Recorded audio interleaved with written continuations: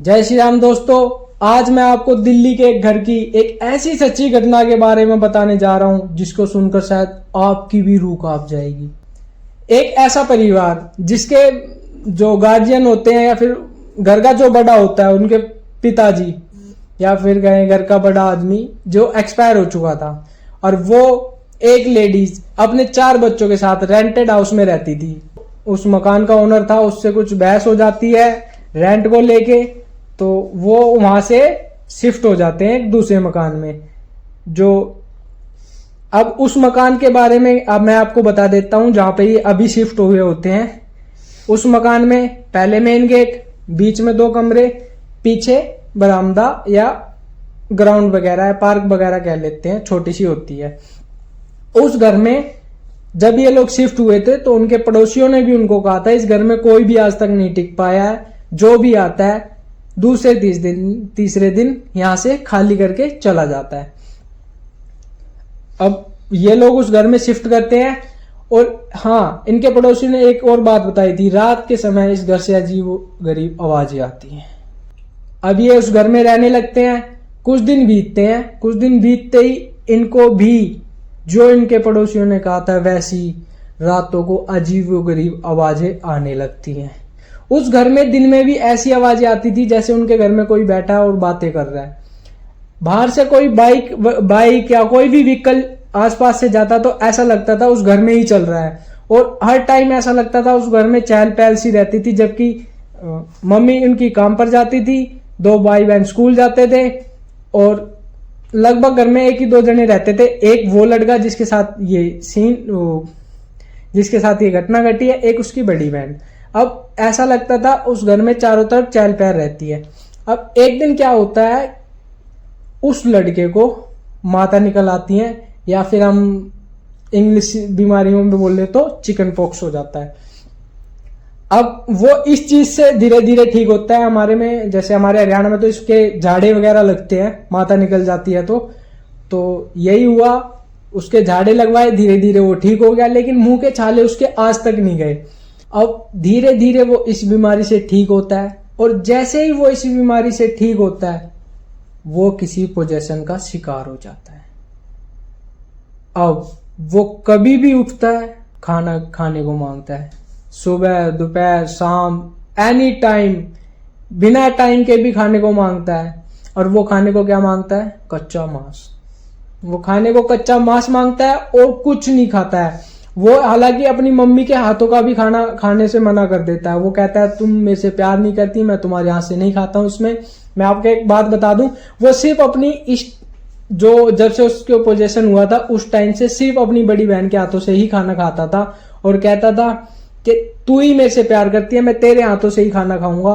और वो उसके हाथों से खाना खा के सो जाता था, और जैसे ही सो के उठता था फिर वही, मेरे को कच्चा मांस खाना है, मेरे को ला के दो, मैं कच्चा मांस ही खाऊंगा, मैं ये सब नहीं खाऊंगा। वो उसकी बहन उसको समझाती थी कि तू क्या कर रहा है, तू क्यों ऐसा कर रहा है।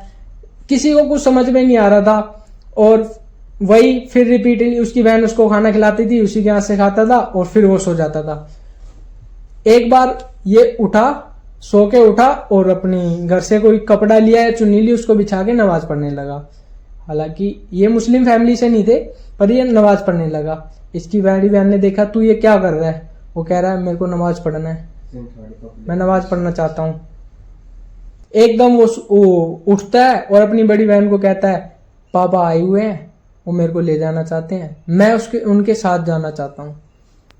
और सिर्फ यहाँ पे पापा ही नहीं है, नाना भी है, नानी भी। मैं आपको बता दूं, मैंने शुरू में कहा था उसके पापा पहले ही एक्सपायर हो चुके थे, और उसके नाना नानी भी पहले ही एक्सपायर हो चुके थे। अब वो लड़का कह रहा है उसके पापा उसको लेने आए हैं और वो नहीं रुकेगा, वो उनके साथ ही जाना चाहता है। उसकी बहन डर जाती है, रोने लगती है, कहती तू कहीं नहीं जाएगा, अगर तू जाएगा तो हम भी तेरे साथ चलेंगे। वो कहता नहीं, मैं कैसे रुक सकता हूं, मेरे पापा मेरे को लेने आए हैं, मैं नहीं रुकूंगा। वो इस बारे में अपनी मम्मी से बात करती है। उसकी मम्मी उसके गांव में या अपने बड़े बुजुर्गों से बात करती है इस बारे में, लेकिन उसको इस चीज का कुछ भी हल नहीं मिलता। तो इस बारे में वो फिर अपने आस पड़ोस में या फिर जहां वो काम करती है वहां बात करती है। तो लोग उनको बताते हैं कि गुड़गांव में एक काली माता का मंदिर है, बहुत ही ज्यादा प्रसिद्ध है, इसको वहां पे ले जाओ और वहां जो भी जैसा होगा वो इसका करवाओ और ये जो भी है ठीक हो जाएगा। अब वो जैसे इस बारे में पता करके वहां जाते हैं, मैं आपको एक बात बताना चाहता हूं, शैतान चाहे कितना ही ताकतवर हो, भगवान के आगे उसको झुकना ही पड़ता है। अब जैसे ही वो वहां जाते हैं और उसकी पुजारियों से वहां के बात करते हैं और उसके बारे में, और वहां उसके लिए हवन होता है। ये हवन या पूजा काफी घंटों तक चलती है, 4 या 5 घंटों तक ये हवन चलता है और उसको फिर एक ताजबीज बना के दिया जाता है और वहां से उसको सब कुछ ठीक हो जाता है। तो वहां से आने के बाद अपना घर वहां से खाली कर देते हैं। और आपको मैं एक बात बता दूं, उस लड़के की आवाज आज भी उतनी भारी है जितनी पहले ही थी, आवाज में कोई भी बदलाव नहीं आया है, बाकी सब कुछ ठीक चल रहा है। अब ऊपर वाला जाने क्या है क्या नहीं। ये घटना एक सच्ची घटना है जो मेरे करीबी दोस्त के रिश्तेदारों के साथ घटी हुई है और उसने मेरे को ये कहानी बताई, मैंने सोचा आपके लोगों के साथ शेयर करी जाए। और अगर ये ऐसी कोई घटना आपके साथ भी घटी हुई है या आपके किसी फ्रेंड के रिश्तेदार के साथ ये घटना अगर घटी हुई है तो उसको कमेंट सेक्शन में बताएं या नीचे दिए गए व्हाट्सएप नंबर पर वॉइस नोट भेजें।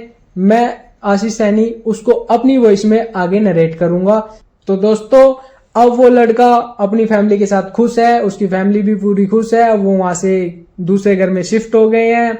और अगर आपको भी ऐसी कोई घटना महसूस होती है या फिर आसपास कुछ ऐसी दिक्कत लगती है तो अपने मंदिरों में जाएं, पुजारियों से बात करें। जय श्री राम।